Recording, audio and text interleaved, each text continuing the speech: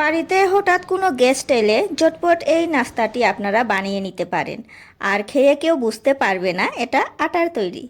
নমস্কার বন্ধুরা, আমি মাম্পি আবারও চলে এলাম নতুন একটি রেসিপি নিয়ে। তো চলুন আটার এই মজাদার নাস্তাটি দেখে নেওয়া যাক।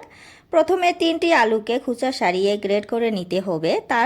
তারপর কড়াইতে তেল গরম করে তাতে 1 চামচ গোটা জিরা দিয়ে ভালোভাবে ভেজে নিতে হবে। গোটা জিরা ফোড়ন দিলে নাস্তার টেস্ট ভালো হয়।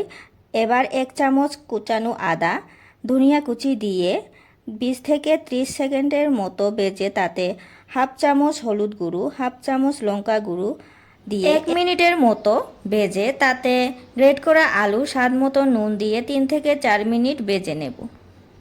এবার 1 কাপ জল, 1 চামচ গরম মশলা দিয়ে দিতে হবে। জলটা ফুটানোর কোনো প্রয়োজন নেই।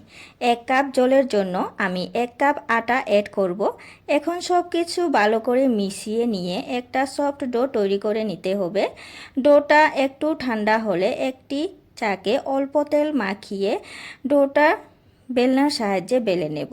এবার ছুরির সাহায্যে শেপ দিয়ে দিচ্ছি। প্যানে তেল গরম করে ব্রাউন কালার করে ভেজে নিলেই তৈরি হয়ে যাবে আজকের নাস্তার রেসিপি।